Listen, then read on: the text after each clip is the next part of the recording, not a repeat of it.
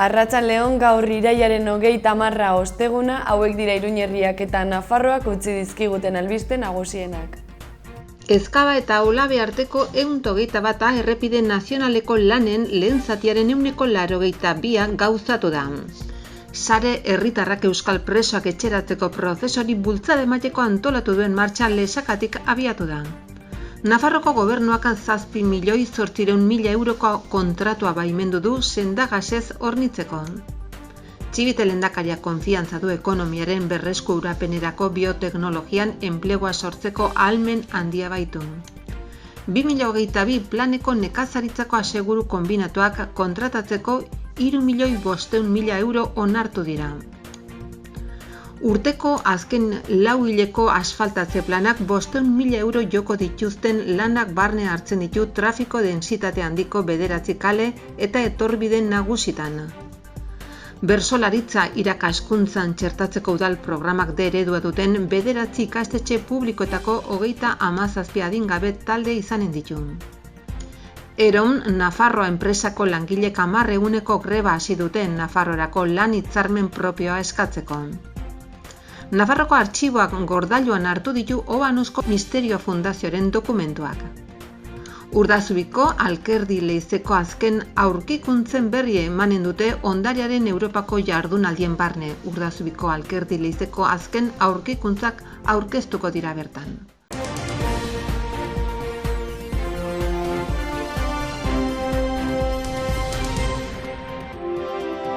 Ezkaba eta Olabe arteko nazional 121 errepideko lanen lehen zatiaren 82 gauzatu da.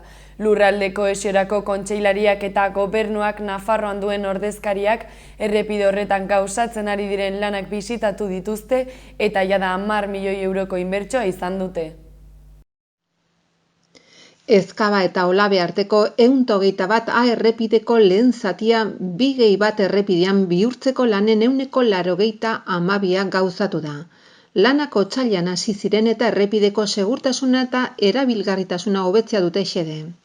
Atzo, Ziritza lurralde kohesioko kontseilaria eta Jose Luis Arastin, Nafarroko gobernuko delegatua egon ziren bisitatzen lanak. Pedro López lan publiko eta azpiegituren zuzendari nagusiarekin batera. Erritmo honean doazela lanak ziurtatu zituzten, eta 2+1 bilakatzeko aurrekontuetatik 10 milioi euroak gastatu direla. Diru hau estatuko aurrekontu orokorretatik datoz. Eta denetara, Iruña Behobia artean 25 milioi euro inbertituko dira. Une honetan zola eta elementuen exekuzioaren azken zatian daude.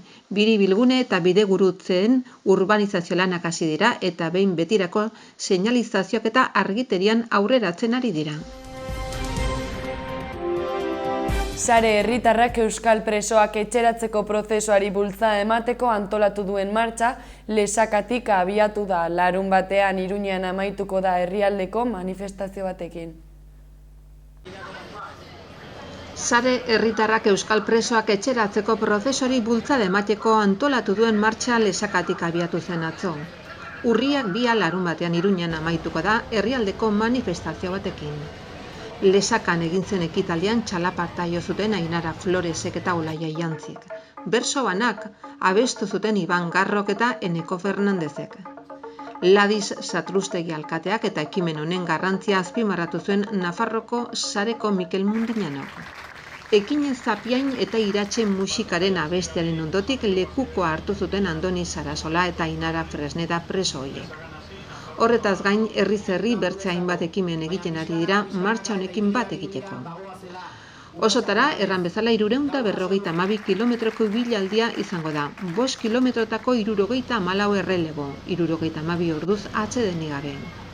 Pasatuko dira, Lesaka, Igantzi, Zunbila, Doneztebe, Urroz, Beintza, Labaien, Saldias, Ola, Orokieta, Jaunsaraz, Latasa, Iruztzun, Satrustegi, Iabar, Irañeta, Uarte Arakil, Lakuntza Arbizu, Etxarri, Abarzuza, Lizarra, Arellano, Lodosa, Karkar, Lerin, Larraga, Tafalla, Tiebas, Ezpurun, Agoitz, Garralda, Zubiri, Larrasoña, Ilurdio, Zatarrabia, Burlata, Txantrea, Aldezarra, Donibane, Errotxapea eta Berrioza. Nafarroako gobernuak 7,8 milioi euroko kontratua baimendu du sendagasez hornitzeko. Esparru akordioak osasun bidean Nafarroako osasun zerbitzuaren menpeko zentroak 2026 urtera arte hornitzea aurreikusten du. Nafarroko gobernuak atzoko bilkuran baimena eman dio osasun bidea Nafarroko osasun zerbitzuari 7.889.330 euroko kontratu egiteko 2022-2026 urteetarako erabilera medikoko gasez hornitzeko. Osasun bidea menpeko zentroek hala nola Nafarroko ospitalguneak, Lizarrako eta Tuterako osasun barrutiek hornidura hori hurrengo 5 urtetan eskuratuko dute. Hartzen diren gasak hauek dira: oxigeno sendagarria eta oxigeno botila eramangarriak, aire sendagarria, nitrogeno oxidoa, nitrogeno likidoa, helio eta karbono dioxidoa. Gas horiek erabiltzen dira prozesu kirurgikoetan, ebakuntza ondoko prozesuetan, arnas bideetako gaixotasunetan, gaixoaren aireztapen lagundua behar duten tratamenduetan, hozgarri gisa. Helio erresonantzia magnetikoan eta lagin biologikoak nitrogenoa konserbatzeko metodo gisa. Esparru akordioak osasun bidean Nafarroko osasun zerbitzuaren menpeko zentroak 2026 urtera arte hornitzea aurreikusten du. Txibite lehendakaria konfiantza du ekonomiaren berreskurapenerako bioteknologian enplegua sortzeko ahalmen handia baitu. Biospain bioteknologiaren kongresuari da gauzatzen Iruñean, nazioarteko erreferentziazko ekitaldia da eta 30 herrialdetako 900 lagun baino gehiago biltzen ditu. Nafarroko lehendakariak Espainiako bioteknologiari buruzko erreferentziazko kongresua Biospain 2021 inauguratu du asteazkenean Baluarte jauregian, eta sektore hori estrategikotzat jo du ekonomia suspertzeko eta enplegua sortzeko duen ahalmen handia aipatu ditu. Biospain bioteknologiaren kongresua ari da gauzatzen erran bezala Iruñan, nazioarteko erreferentziazko ekitaldia da. 30 herrialdetako 900 lagun baino gehiago biltzen ditu. 2022ko planeko nekazaritzako aseguru kombinatua kontratatzeko 3,5 milioi onartu dira. Landa garapeneko eta ingurumeneko departamentuak 2022an eta 2023ko lehen seiekoan kontratatzen diren polizak diruz lagunduko ditu. Nafarroko gobernuak atzoko bilkuran erabaki du 3.500.000 euroko gastua baimentzea nekazaritzako aseguru konbinatuen 2022 planari dagozkion nekazaritzako aseguruak kontratatzeak dakartzan kostuei aurre egiteko. Zenbatek hori hurrengo urtean eta 2023aren lehen erdian kontratatzen diren polizetarako erabiliko da. Landa garapeneko eta ingurumeneko departamentuaren deialdiaren bitartez laguntzak eman nahi zaizkie nekazaritza ondasunen gaineko aseguru konbinatuak 2022 plana egiten dituzten foru erkidegoko nekazaritza eta abeltzaintza sektoreko profesionalei. Hori guztia sektoreari laguntza tresna bat eskaintzearren teknikoki bideragarria dena eta ekonomikoki jasangarria. Laguntzetara bidaliko diren 3.500.000 eurotik nekazaritza eta abeltzaintzako zuzendaritza nagusiak aurreikusi duenez, arlo hauetara bideratuko da kopuru gehien. Animaliak kentzea, behi haziendak eta belar laboreak, udaberri udako barazkiak zein mahastien ekoizpena. Urteko azken lauhilekoko asfaltatze planak 500.000 euro joko dituzten lanak barne hartzen ditu trafiko dentsitate handiko 9 kale eta etorbide nagusi. Jarduketak egingo dira Zaragoza, Sanduzelai, Baiona eta Kataluniako etorbideetan, eta Irunlarrea, Concepción Benítez eta Nafarroako Gorteen kaleetan. Iruñeko udalak 500.000 euro inguru inbertituko ditu hiriko 9 kale eta etorbide nagusia asfaltatzeko. Jarduketak irailaz geroztik ari dira egiten eta urtearen bukaera arte iraunen dute. Laster, trafiko densitate handiko bidei eraginen die hala nola Zaragoza, Baiona, Sanduzelai eta Kataluniako etorbidei, eta Irunlarrea, Concepción Benítez eta Nafarroko Gorteen kalei. Lan hoien kontratuak espazio publikoak eraberritzeko lanetarako esparru akordioaren lehenbiziko ataletik datoz. Irailan, Iruñeko udalak dagoeneko jarduketa egin du Anso Azkarraren etorbidearen eta Fuente del Hierro kalearen arteko biribilgunean, eta Txantreako Aita Andoain kalean. Hurrengo jarduketa Zaragozako etorbidean eginen da urrian. Tokiko gobernu batzarrak pasaden astelehenean onetsi zuen Felisa Munarriz plazaren eta Miguel Astrain kalearen arteko biribilguneko tartea asfaltatzea. Hiritik ateratzeko noranzkoan. 80.803 euroko aurrekontuz. Aurreikuspenen arabera lanak heldu den igandean urriaren 3an eginen dira zirkulazioaren gorabeherak murrizteko. Obra hauetan gertatu ohi den bezala jarduketaren arrazoia da bideko zoladura hondatu egin dela, argi eta garbi ikusteko moduan, eta errodatze geruza degradatu egin dela. Dagoeneko bere erabilera aldia bete baitu.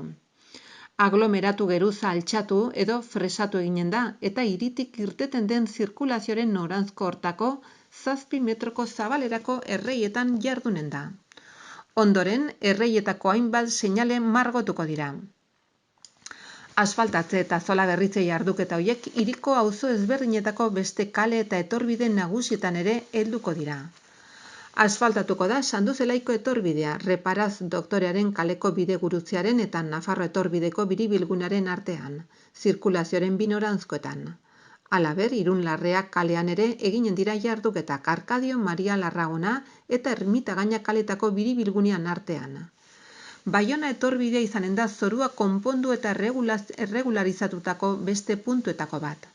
Lanak bi tartetan eginen dira alde batetik, bidea asfaltatuko da Anso Azkarraren etorbideko biribilgunearen eta Irurita Apezpikoaren plazaren arteko bidegurutzean.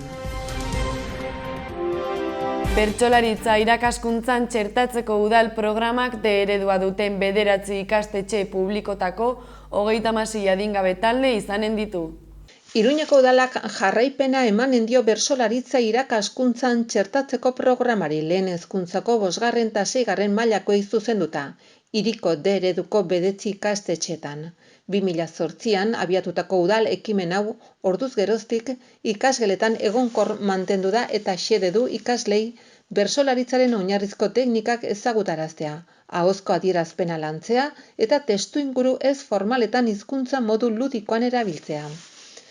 Tokiko gobernu batzarrak asteleheneko saioan onetsi du ikasturte hontarako zerbitzuen kontratua adjudikatzea Nafarroko Bertsozale Elkarteari 55.000 eurotan bezatik salbuetsita. Guztira 540 ikastordu emanen zaizkie 36 talderi. Gaurko asmakizuna saiatu asmatzen, oraintxe hasiko naiz bera deskribatzen. Erom Nafarroa enpresako langileek 10 eguneko greba hasi dute Nafarroarako lan hitzarmen propioa eskatzeko. Erom Nafarroko langileek bat egin dute, asteazkenean Nafarroarako hitzarmena eskatzeko deitutako 10 greben lehenbiziko egunean. Langileen 80 baino gehiagok jarraitu dute. Autokarabana bat eginda Nafarroko lantokietatik Akziona Energiak Sarrigurenen dituen bulegoetaraino. Bulegoen aintzinean konzentrazio egiteko eta multinazionalari Nafarroko hitzarmen bat negoziatzeko eskatu zaio berriro. Grebaren lehenbiziko egunarekin bat eginez, Labeko eta Elako ordezkariak Madrilera jaitsi dira Eron Nafarroko langileen agindua eramatera. Nafarroarako hitzarmen bat eskatzea eta Nafarroa estatuko hitzarmenaren aplikazio eremutik kanpo uztea. Enpresak Komisiones Obreras eta UGT sindikatuekin batera, estatuko hitzarmenaren negoziazio maila eratzea erabaki du. Nafarroko langileen eskaerei entzungor eginez eta greba batzordea osatzen duten, Nafarroko ordezkari ez die beste aukerarik utzi ordezkaritzatik dagozkien eserlekuak betetzea baino, baina beti ere Nafarroko esparruan negoziaziora uko egin gabe. Enpresaren borondatea eskasa ikusita, greba batzordeak Lab, Ela eta Solidari sindikatuetako delegatuek osatua mobilizazioekin inoiz baino gehiago jarraitu behar dela iritzi diote. Enpresak entzunarazteko uzten duten benetako bide bakarra izaten ari dela adierazi dute. Nafarroako artxiboak Gordilloan hartu ditu Obanosko Misterio Fundazioaren dokumentua, gainera entitateak kultura sailaren diru laguntza izango du 2022an antzerki emanaldia berreskuratzeko. Nafarroko Errege Artxibo Nagusiak gordailuan jaso ditu Obanozko Misterio Fundazioari dagozkion dokumentu funtsak. Vianako Printzia erakundeak kultura zuzendaritza nagusiarekin sinatutako hitzarmen bati esker. Haren konserbazioa, hedapena eta ezagutza bultzatzeko. Gainera entitateak 20.000 euroko diru laguntza jasoko du Nafarroko gobernuaren eskutik datorren urtean errekuperazioa erraisteko. Ondarearen Europako jardunaldien barne Urtazubiko Alkerdi Leizeko azken aurkikuntzak aurkeztuko dira. Nafarroako gobernuko kultura zuzendaritza nagusiak eta Vianako Printzia erakundeak bat egin dute Europako Kontseiluak bultzatutako Europako ondarearen jardunaldiekin. Nafarroko gobernuko kultur zuzendaritza nagusiak Vianako Printzia erakundeak bat egin du Europako Kontseiluak bultzatutako Europako ondarearen jardunaldiekin. Honela pasaden asteburuan eta datorren aste hontan Nafarroko 41 herritan ondarearekin lotutako hainbat jarduera eginen dira. Urriko lehenbiziko asteburuan Urdazubin izanen da hitzordua. Bertzea Alkerdi 2 Leizeko azken aurkikuntzen berri emanen da. Egitaraua urriak 1 Ortziralarekin monasteriora sartzea doan izanen da, eguerdiko ordubitatik arratsaldeko 6etara. Urriaren 2 Alkerdiko leziak ikusteko aukera izanen da, larunbatean 11etan udalak, Nafarroko gobernuak eta Arantzadi elkartekoek Alkerdi 2 leizean eginiko aurkikuntzen berrien aurkezpena eginen dute turismo bulegoan. Ondotik Arturo Hermoso de Mendozak, Satorrak, taldeko espeleologoak eta Diego Garate arkeologoak hitzaldi eskainiko dituzte leku berean. 12 herritan bisita gidatu abiatuko da plazatik Berroberria eta Alkerdi 1 leizeetarat. Horrez gain, Urdazubi eta Zugarramurdiko eskolako ikaslek ere Alkerdi eta Berroberriko leizen bisita egiteko aukera izanen dute datorren astean arkeologoen laguntzarekin.